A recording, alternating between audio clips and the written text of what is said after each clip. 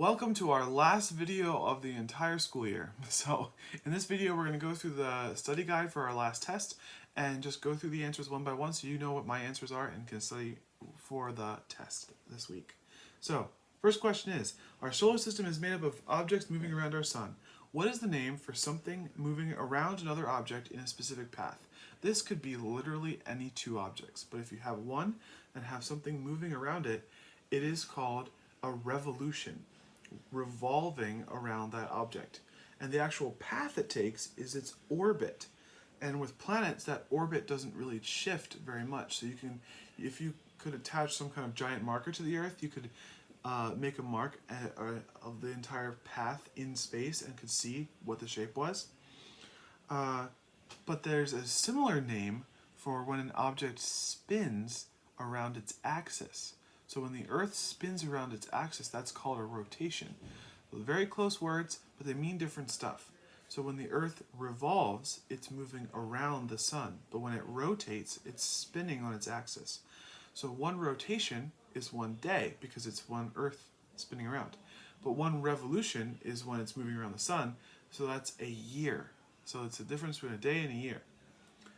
The Earth is actually tilted on its axis relative to the sun. How does this affect the weather on the Earth? So if the sun's here, the Earth would be tilted towards it.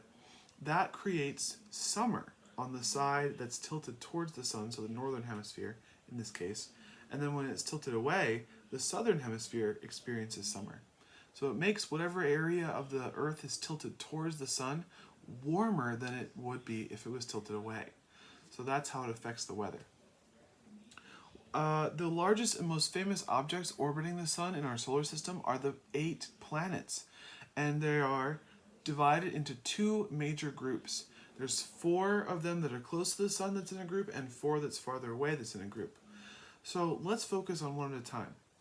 The 4 that are the closest to the sun are called the terrestrial planets because they are made of rock and have very solid surfaces and solid cores, and they're all 4 very similar that way.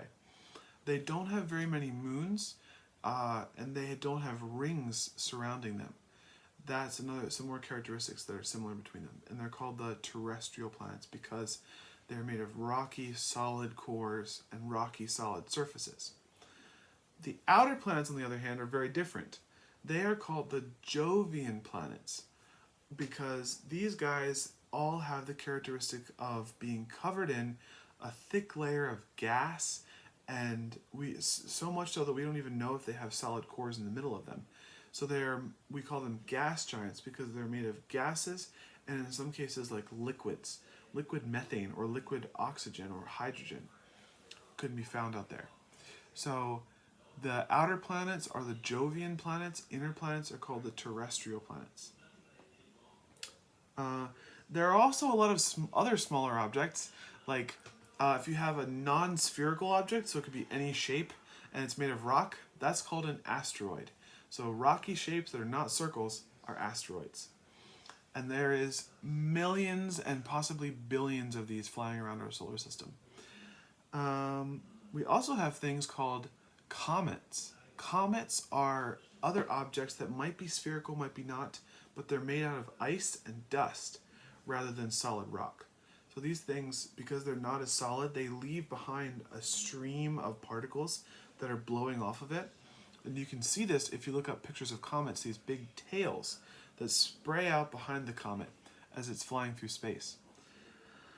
What is the difference between a dwarf planet and a regular planet? So another object that you might see out in space is a dwarf planet, and that's a spherical object made out of rock usually, but it's just smaller than a planet, and it's so small that it doesn't even get to be classified as a planet. It doesn't even have enough gravity to clear out the space around its orbit.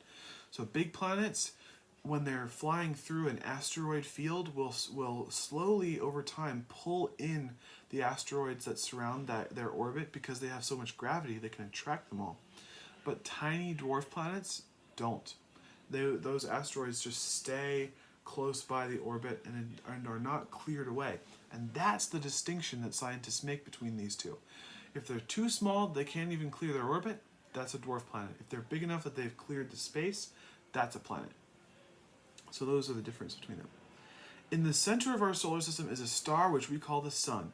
And we wanted to look really close at the sun because it's a typical example of a star, and all stars operate in a similar way. So, what is a star made of? A star is made of extremely hot gases, like thousands of degrees hot gases.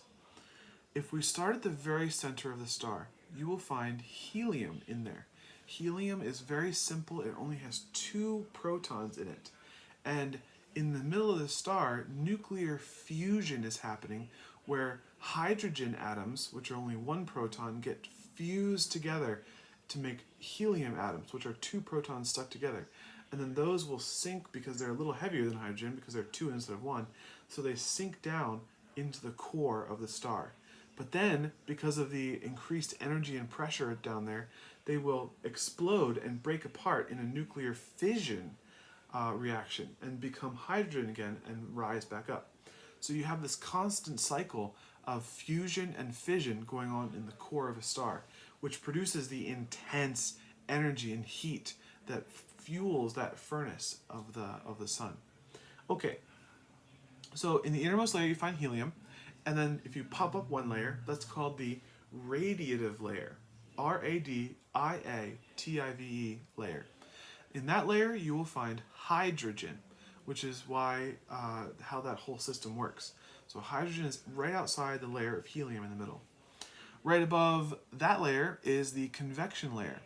And we have touched on convection currents earlier in the year, but they are when something is very, very hot, it will rise, and then it will cool off because it can release its energy out into space, and then it will sink back down, get more energy from the core, and then go back up. So we saw this when we talked about the planet Earth, and this is the same case for other planets that are like Earth, and in a star as well. Just the temperature is a little bit different. It's a lot hotter in the sun. So the layer that it's most similar to on the Earth is the mantle, because that's where we see huge convection currents on Earth. And it is made of convection currents, which are hot things rising and cool things falling. That's what happens in the convection layer. Right above the convection layer is what's like similar to the crust on the Earth, which is the photosphere on the sun. That's the layer that we can see when we use our telescopes to look at the surface of the sun, is the photosphere. Right above the photosphere is like the atmosphere of the sun, even though you could not breathe it. It is called the chromosphere. And then the very outer layer of the sun's atmosphere is the corona. So the corona and the chromosphere form like the atmosphere around the sun, chromosphere down low, corona very, very outer edge. So those are all the layers of the sun going up. The last question that we have is, what is this shape called? And I can't show you guys the picture, but it's a picture of a planet's orbit. So that shape, you've probably heard it called an oval before, and that's true, that's not wrong. But when we talk about orbits of planets, we want to go a little more specific, because this is is a mathematical ellipse. E-L-L-I-P-S-E, ellipse. And like we did in our lab, you can find the points of an ellipse, and that can be very helpful mathematically to figure out stuff. So that's what the orbit of a planet is called, is an ellipse. So that is it as far as the questions for our study guide. So this is it. We're here at the end of the video. I wanted to say before I sign off here that I have really enjoyed having you guys in my class this year. It's been so much fun, and we've been able to learn a ton of stuff. I am praying that you guys have an awesome summer, and I'm praying that we can have a great start to school again in the fall. Fingers crossed, right? I'm really excited to have you guys as my homeroom class next year. I am so excited for that. We're going to have a great year. So I will see you guys again in the fall. Have a great summer.